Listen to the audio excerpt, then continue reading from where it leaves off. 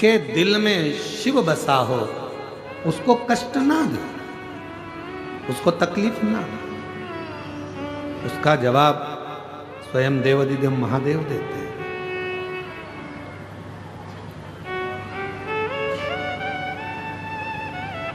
स्वयं भगवान देवाधिदेव महादेव ने माता पार्वती जी से एक बात कही है, पार्वती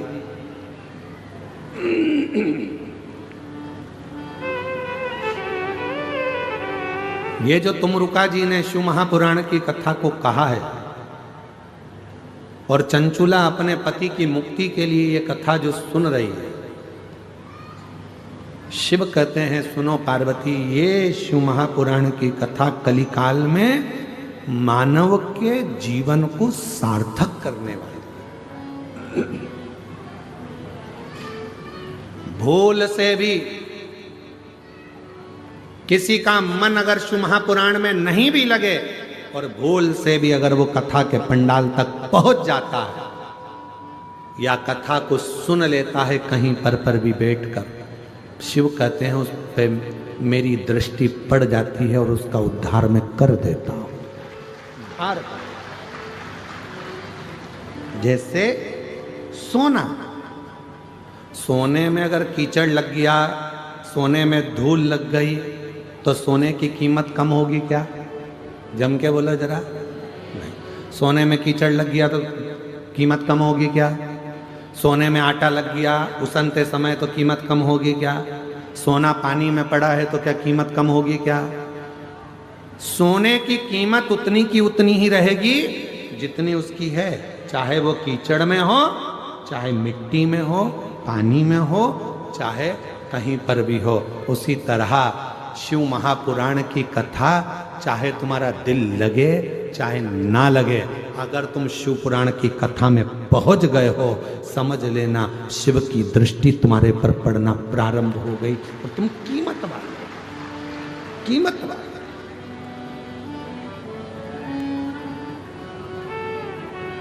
तेरी कृपा बिना नहीं ले एक भी अणु, लेते हैं श्वास तेरी कृपा से तनु तनु।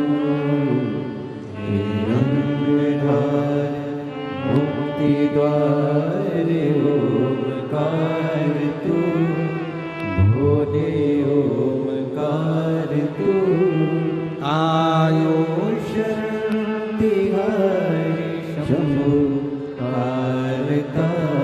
कथा अपना असर दिखाती है, पुराण अपना असर दिखाती है। आप भले गए हो, नहीं ध्यान गया, मन नहीं गया, फिर भी कथा में जाकर बैठे हो तो कथा एक ना एक दिन आपका असर जरूर दिखाएगी। एक बहुत अच्छा चरित्र है, सुंदर सा व्याख्यान है। एक पिताजी, एक चोर बड़ा विद्वान था, बहुत विद्वान चोर था और बड़ा प्रखर चोर, बहुत प्रबल चोर। उसका एक लड़का क्वालिटीवान चोर, और उसका एक लड़का था। लड़का चोरी करना नहीं जानता था, तो पिताजी ने लड़के को चोरी करना सिखाया, उसको भी अच्छा क्वालिटीवान चोट्टा बनाया।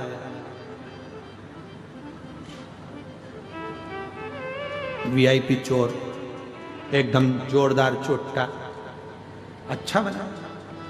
अब उसको जब बहुत जोरदार चोर बनाया तो एक दिन पिताजी ने उसको पास में बिठाकर बुलाकर कहा, बेटा देख, मैंने तुझे अच्छा चोट्टा तो बना दिया, मैंने चोर बना दिया, तेरे को अपने पूरे हुनर दे दिए तुझको, पर एक बात याद रखना, कभी भी जिंदगी में शिव महापुराण की कथा में मत जाना। अगर तुझे अच्छा चोट्टा बनना है तो कभी कथा में मत जा, कभी प्रवचन में मत जा, कभी किसी पुराण को सुनने मत जा, कभी प्रवचन सुनने मत जा, कभी सत्संग में मत जा। कोई महाराज प्रवचन दे रहा हो तो कानों को बंद करो, भाग जा, पर प्रवचन मत सुनना। छोरे ने कह दिया बेटे ने, ठीक है पिताजी, अब तुमने मुझको इतना वीआईपी चोट्टा बनाया है, जब तुमने मुझको इतना वीआईपी चोट्टा बनाया है तो मैं कभी भी प्रवचन में नहीं जाऊंगा, प्रवचन में नहीं जाता। एक बार उसने विचार करा कि राजा के महल में आज चोरी करना, जा ही रहा था, इतने में रास्ते में बहुत सारी भीड़ हो रही थी, खड़ा हो गया। क्या हुआ? किसी ने नहीं बताया, प्रवचन चल रहा था, उसके कानों में शब्द पहुंच गया कि मनुष्य की देह मिली है और जिंदगी अगर अच्छी जीना है तो सत्य बोलना चालू करो, और जिसका खाया है उसको धोखा मत दो, और उसके साथ में कभी गलत मत करो। बस ये दो चीज उसके कानों में पड़ी, उसने कान बंद करा, भाग गया। भगते भगते सीधे पहुंच गए राजा के महल में। चोरी करने के लिए जा रहा था। उसने मन में सोचा, पिताजी के अनुसार तो मैं अच्छा चोट्टा बन गया, पर महाराज प्रवचन दे रहा था इतना बड़ा, एक बार उसकी भी सुन के देखते हैं जरा। और जैसे ही दरवाजे पर पहुंचा, आज कहा महाराज की वचन याद करके जाता हूं, देखता हूं कैसे होता है। तो अंदर गया, दरवाजे के द्वारपालों ने रोक दिया, कौन हो तुम? उसने मन में सोचा कि वो महाराज जी बोल रहा था हमेशा सत्य बोलो, उसने भी कह दिया। जैसे द्वारपालों ने रोका, कौन हो तुम? चोर हूं। क्या करने जा रहे हो? चोरी। दरवाजे पे खड़े हुए द्वारपालों को लगा यहां काम करता होगा, बेचारे को अपन ने रोक दिया, उसके हृदय में हाथ हो गई, इसलिए चिल्ला के दौड़ रहा है, अपने आप को चोर कह रहा है, चोरी करने। जा अंदर जा, जा चले जा, जा, जा। वो अंदर चले गया। उसने मन में सोचा, मैंने बोला मैं चोट्टा हूं, मैं कह रहा हूं कि चोरी कर रहा हूं, तो भी मुझे अंदर जाने दिया। अंदर पहुंच गया। अंदर जाके उसने बहुत सारा धन देखा, झोले में भर लिया, थैले में भरा, बैग में भरा, चला। भूख लगी, इसने सोचा पास में रसोई घर है, जरा देख लूं। रसोई घर में गया, अच्छा अच्छा खाने को मिल गया, खा गया। खाने के बाद झोला उठाने वाला था, इतनी देर में याद आया कि वो महाराज प्रवचन में कह रहा था, जिसका खाओ उसको धोखा मत दो, जिसका खाओ उसके साथ कभी गलत मत करो। और मैं तो गलत नहीं करूंगा, आज तो मैं रख के ही जाऊंगा। भरा हुआ सोने का झोला वहीं रख दिया, जाने लगा। जाने लगा, जैसे ही दरवाजे पर पहुंचा तो द्वारपालों ने रोक लिया, क्यों रे चोटे, तू तो चोरी करने गया था, माल माल नहीं लाया? कहने लगा, नहीं, हम जिसके घर का खाए हैं उसका घर का बजाए हैं। हम चोरी कर तो लिए थे, पर हम उसके घर का खा लिए, इसलिए हम उसके साथ धोखा नहीं कर सकते। इतनी देर में रसोई घर में कोई गया, भरा हुआ झोला देखा, चिल्ला दिया, चोर आया है, चोर आया है, चोर आया है। इसको पकड़ लिया। पकड़ने के बाद राजा के सामने ले जाकर खड़ा कर दिया, महाराज इसने चोरी करी है। महाराज ने पूछा, आपने चोरी करी है? हाँ महाराज। कहां से आए? सामने वाले गेट से।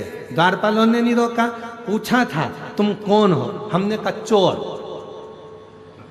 अंदर आने दिया। हाँ।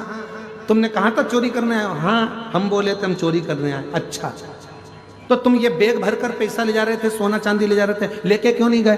क्योंकि हमने गुरुजी के मुख से सुना था कि सच बोलना, तो हमने दरवाजे पर सच बोला, और गुरुजी के मुख से सुना था जिसका खाओ उसको धोखा मत दो और उसका बुरा मत करो। हमने माल तो भर लिया था ले जाने के लिए, पर तुम हमको भूख लग रही थी, तुम्हारे घर का हम खा गए, इसलिए हम तुम्हारा सामान लेकर नहीं गए। राजा को बड़ा आनंद आया।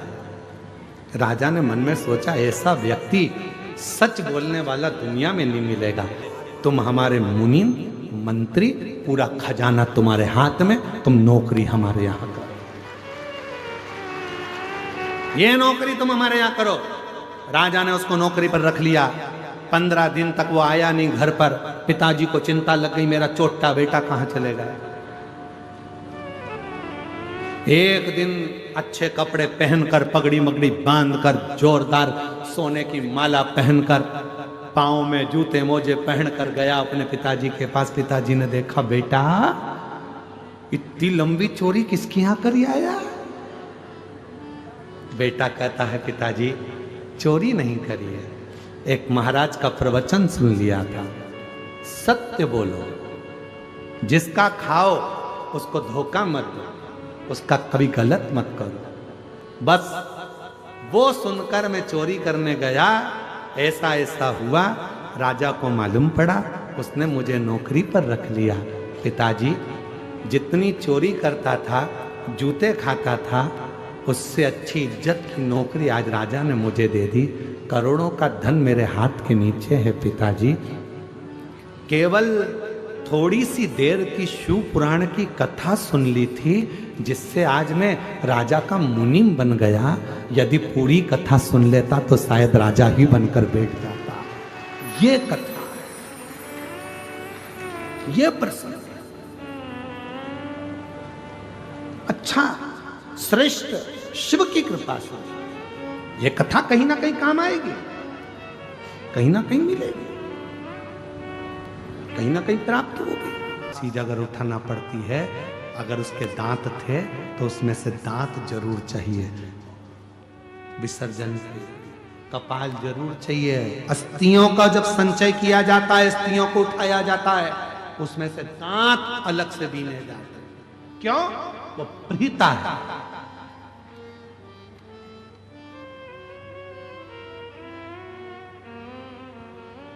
पूरे शरीर की हड्डियां ना मिले, एक दंत भी मिल गया और उसकी भी क्रिया कर दी जाए तो पूरे जीव को मुक्त हो जाता है। उसी तरह 52 शक्ति पीठ में अगर कोई ना पहुंच पाए और जिंदगी में एक बार मां दंतेश्वरी का दर्शन कर ले तो पूरी शक्ति पीठ का फल प्राप्त हो जाए। वो मां दंतेश्वरी है जो दंत के रूप में विराजमान, दंत के ना जाने कितनों का काल हर लेती है, ना जाने कितनों का दुख हर लेती है, ना जाने कितनों का कष्ट हर लेती है। और जब उसका मन पड़ता है तो मंदिर से निकलकर भक्तों के बीच में नृत्य भी कर लेती है। वो दंतेश्वरी है, वो दंतेश्वरी।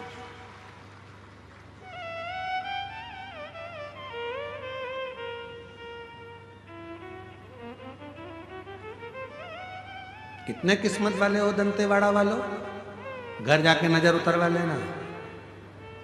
तुम माई के गोद में रहते हो और छाती ठोक कर कह सकते हो कि हमारी मां है दंतेश्वरी, जिसकी गोद में हम रहते हैं, जिसकी गोद में रहते हैं। भगवान देवाधिदेव महादेव से एक बार माता पार्वती ने एक प्रश्न किया था, भोले बाबा आप मां सती को याद करते हो, सती से मिलने के लिए कहां जाते हो? शंकर भगवान ने कहा वो बस्तर का क्षेत्र, वो दंतेश्वरी के दांत का स्मरण करने के लिए। और पूरे शरीर की सबसे ज्यादा सुंदरता देने वाली चीज ही क्या है? बोलो बोलो। ये तुम्हारे दांत जब निपट जाए पूरे की पूरे, पापड़ को भी जब तुम चूर के खाओ तब तुम्हारे मुंह को कौन देखे? कौन देखे? ना मुख में दांत है, ना शरीर में हाथ है, क्या मतलब का? एक स्माइल ना जाने कित्तों की नींद उड़ा देती है। एक स्माइल प्रैक्टिकल करके देखना। यहां से जाते जाते कोई खड़ा हो तो एक बार हंस के चलिए जाओ, वो 4 दिन तक सोएगा नहीं। क्यों हंसी थी? क्यों हंसा? कारण क्या है? नींद में भी सोच रहे। पत्नी कोनी मारकर पूछ रही क्या बात है, नींद नहीं आ रही? कथा में गया था, एक हंस दिया था। क्यों हंसा था आज तक नहीं मालूम पड़ा। अब उसको समझाओ कि वो सीहोर वाले महाराज ने प्रैक्टिकल करने का बोला था, इसलिए मां है हमारी दंतेश्वरी, जो करुणा की मूर्ति है, दया की मूर्ति है, किसी को खाली नहीं छोड़ती है, जो आता है भर भंडारा भेज देती है। वो दंतेश्वरी, वो दंतेश्वरी। टुकड़े टुकड़े हुए शरीर के 52 शक्तिपीठ का निर्माण हुआ। शंकर भगवान बिलक पड़े, सती के भस्म को शरीर पर धारण कर लिया, समाधि में लीन हो गए।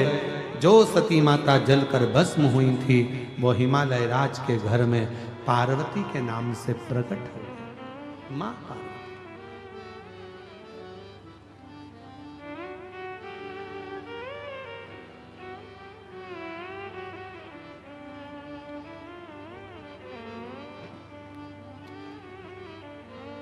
आज के समय में लोग कहते हैं हम आपकी भावना को समझते हैं।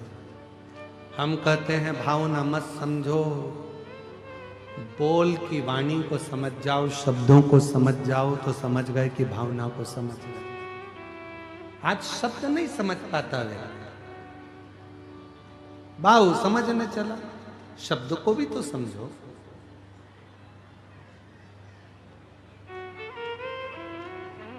और जब हृदय से शब्दों के को जाना जाए तो भाव अपने आप भीतर से प्रकट हो जाए।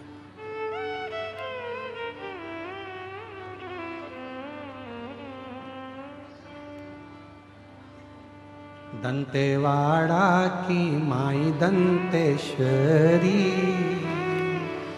दंतेवाड़ा की माई क्योंकि अभी थोड़ी सी कथा बची, गाएं? सब गाओगे साथ में? दंतेवाड़ा की दंतेश्वरी माई, दंतेवाड़ा की दंतेश्वरी माई, दंतेवाड़ा की दंतेश्वरी माई, दंतेवाड़ा की दंतेश्वरी माई। हम पे उस पर आश्रित हो जाओ, बहुत आएंगे, बहुत भ्रम फैलाएंगे। मंदिर मत जाओ, शिव के मंदिर मत जाओ, एक लोटा जल मत चढ़ाओ, शंकर पे चढ़ा हुआ जल मत पियो, लोग कहेंगे। बेलपत्र मत खाओ, लोग कहेंगे। उनको कह देना एक बार गीता प्रेस गोरखपुर की शिव पुराण लाओ, तुम इतना ज्ञान दे रहे हो, खुद पढ़ो, मालूम पड़ेगा। उसमें लिखा है श्री शिवाय नमस्तुभ्यम बोलने वाले के मात्र मुख का दर्शन कर लो, सारे पाप नष्ट हो जाते हैं और हजारों वर्ष में यज्ञ का फल प्राप्त हो जाता है। शिव पुराण में लिखा है शंकर भगवान पर चढ़ाए हुए जल का आचमन करने से कायिक, वाचिक और मानसिक तीनों पाप समाप्त हो जाते हैं। शिव पुराण में लिखा है। शंकर भगवान का प्रसाद अगर हाथ में आ जाए तो 12 ज्योतिर्लिंग का फल उसी समय प्राप्त हो जाता है। शिव पुराण में लिखा। पर दुनिया के लोगों को विरोध कर,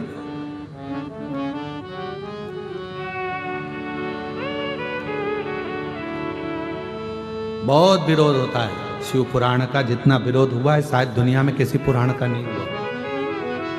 बहुत, क्यों मंदिर जा रहे हो, क्यों जा रहे हो, क्या होगा, जल चढ़ाने से क्या होगा, एक लोटा पानी से, एक लोटा जल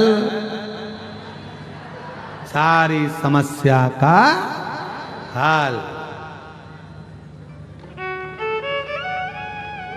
तुम्हारे जीवन के सारे दुखों को धो देता है वो एक लोटा जल। तुम्हारे जीवन की सारी तकलीफों को धो देता है वो एक लोटा जल। अजय, वो एक लोटा, बस भाव शुद्ध हो। जो जैसी भावना वो वैसा ही फल पाया। लीवर और किडनी दोनों ने काम करना बंद कर दिया था। हॉस्पिटल में एक दिन में 2 डायलिसिस प्रारंभ हो चुके थे और बाबा की कृपा से आज पूर्ण तरह से स्वस्थ होकर यहाँ खड़ी हैं। एक बार जोरदार ताली बजा। जो जैसी भावना लाया वो वैसा ही फल पाया। कह रहे हैं हॉस्पिटल में जिसमें मैं भर्ती